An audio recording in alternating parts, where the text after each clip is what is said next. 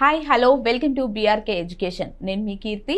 ఈరోజు మనతో పాటు ఉన్నారు ఒక ప్రఖ్యాత గణిత ఉపాధ్యాయుడు. దేశవ్యాప్తంగా పర్యటించి విద్యార్థులను క్రమం తప్పకుండా ప్రేరేపించి 2 లక్షలకు పైగా విద్యార్థులతో సంభాషించారు. అలాంటి గొప్ప వ్యక్తి మన స్టూడియోలో ఉన్నారు. చంద్రశేఖర్ జోషిలా గారితో మనం మాట్లాడి మనకున్న డౌట్స్ క్లారిఫై చేసుకుందాం. నమస్కారం సార్. నమస్తే అమ్మా. సార్, ఇప్పుడు మోటివేషనల్ గురించి మాట్లాడుకుంటున్నాం కదా. మనం మోటివేషనల్ వల్ల మనకు అనర్థాలు వచ్చే అవకాశం ఉందంటారా? అంటే జనరల్గా ఏంటంటే తప్పుడు మీనింగ్స్, ఇప్పుడు ఫర్ ఎగ్జాంపుల్ ఇందాక మనం వాడుకున్న కొటేషన్లో జాక్ ఆఫ్ ఆల్ అనేది అది కంప్లీట్ కొటేషన్ తీసుకోకుండా పార్ట్ ఆఫ్ ద కొటేషన్ తీసుకుంటే దానివల్ల అనర్థమే ఓ రకంగా. ఇప్పుడు ఒకసారి ఎక్కడో కొటేషన్ వింటూ ఉంటాం మనం, జనరల్గా ఇది కామన్గా వింటూ ఉంటాం, early bird gets the worm. Early bird gets the worm అంటే ఎవరైతే పొద్దున్నే లేచి పనికి వెళ్తారో వాళ్ళు రివార్డ్ అవుతారు అనేది ఆ కొటేషన్ మీనింగ్. ఓకే. అంటే ఇప్పుడు జనరల్గా ఏంటంటే పొద్దున్నే ఒక పక్షి లేస్తే దానికి ఆహారం దొరుకుతుంది అని ఒక మీనింగ్. అంటే ఆ మీనింగ్ని మనం జనరలైజ్ కనుక చేసుకుంటే ఎవరైతే జల్దీ మొదలు పెడతారో వర్క్ వాళ్ళకి రివార్డ్ అనేది వస్తుంది అనేది కొటేషన్. అయితే ఒకసారి ఒక టీచర్ క్లాస్లో వెళ్ళి చెప్తుంటే ఒక పిల్లోడు లేచి అంటాడు, సార్ నాకు ఒక డౌట్ ఉంది సార్ అంటాడు.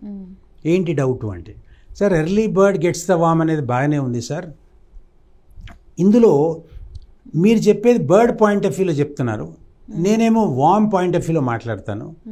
ఎర్లీ బర్డ్ గెట్స్ ద వామ్ బాగానే ఉంది, బర్డ్ ఈజ్ రివార్డెడ్, పొద్దున్నే లేచింది, కానీ పొద్దున్నే లేచిన ఆ వామ్ ఏదైతే ఉందో అది చనిపోయింది కదా సార్, అందుకోసం నేను పొద్దున్నే లేవను సార్, పడుకుంటాను సార్ అన్నాడు. అంటే పెడర్థాలు అనర్థాలు రావడానికి తప్పుడు ఇంటర్ప్రిటేషన్ చేయడం వల్ల కూడా వస్తూ ఉంటాయి.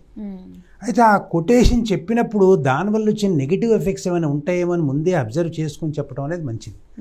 అప్పుడు పిల్లలందరూ నవ్వుతున్న క్లాసులో ఆ టీచర్ ఏదో ఒక సమాధానం చెప్పాలి.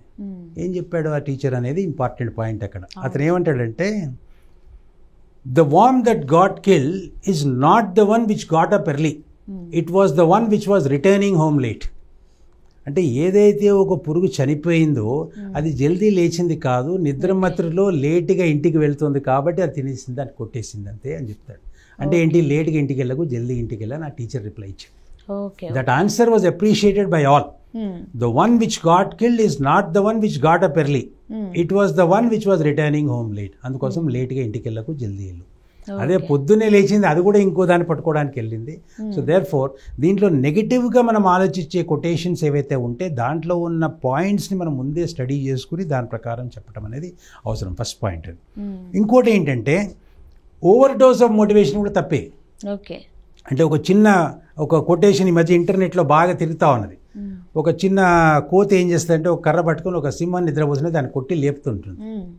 అంటే ఆ సింహం లేచిన తర్వాత దీని పని ఏమవుతుందో అర్థం చేసుకోవాలి, అంతే కదా. అంటే ఏంటి, ఒక మోటివేషన్ స్థాయి ఓవర్ డోస్ కాకూడదు. అంటే వాడు చేయలేని పని కూడా నువ్వు చేయగలుగుతావు, నువ్వు ఒక బిల్డింగ్ మించి దుంకి నువ్వు సర్వైవ్ అవుతావు అని మోటివేట్ చేయడం అనేది టోటల్గా అనర్థమే.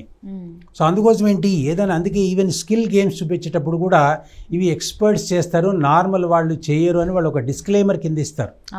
అట్లాగే మనం చెప్పేటప్పుడు కూడా బాబు నీ స్తోమత బట్టి నీ స్థాయిని బట్టి నువ్వు పని చేయాలి. అంటే రోజుకి 20 గంటలు పని చేయమని లేకపోతే 18 గంటలు పని చేయమని చెప్పకుండా ఆ పిల్లవాడి ఏజు, ఆ పిల్లవాడు ఉన్న సిచ్యువేషను అర్థం చేసుకుంటూ ఈ రకంగా నువ్వు పని చేయాలి అని చెప్పటం అనేది ఒక మోటివేషనల్ స్పీచ్ ఇచ్చే వ్యక్తిది కూడా బాధ్యత. అంతేగాని చేయలేని వాడికి నువ్వు చేయగలుగుతావు అంటే, ఇప్పుడు టెన్నిస్ బ్యాట్ పట్టుకున్న వాడికి నీ టార్గెట్ వింబుల్డన్ గెలవడం పెట్టుకో అంటే ఎంత ఘోరమో, అట్లాగే అసలు ఏమీ చేతగాని పిల్లవాడికి నువ్వు ఐఐటీలో టాపర్ అవుతావు అంటాం కూడా అంతే ఘోరం.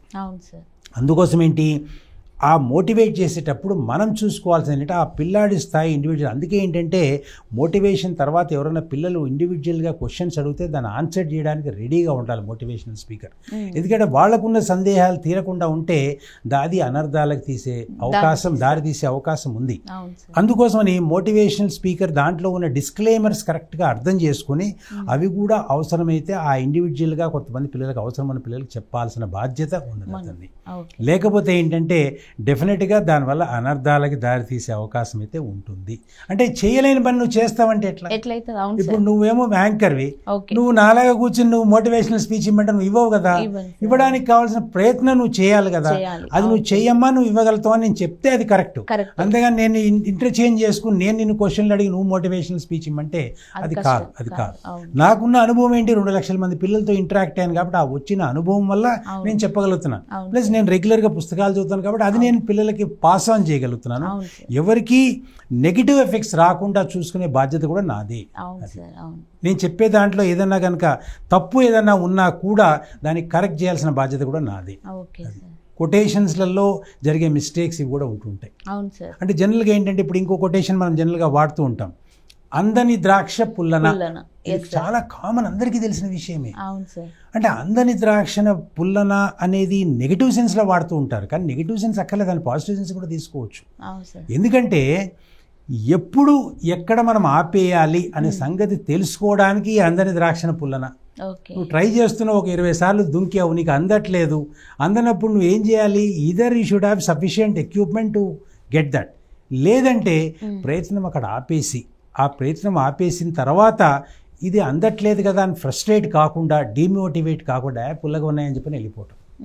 చాలాసార్లు మనం ఏదో ఒక రెస్టారెంట్కి వెళ్దామని అనుకుంటాము, విపరీతమైన ట్రాఫిక్ ఉంది, ఆ ట్రాఫిక్ వల్ల మనం అక్కడ వెళ్ళడానికి 2 గంటలు పడుతుంది. మనం ఏం చేస్తాం? వెనకాల కారు తిప్పుకొని వెనక్కి వెళ్ళిపోతాం.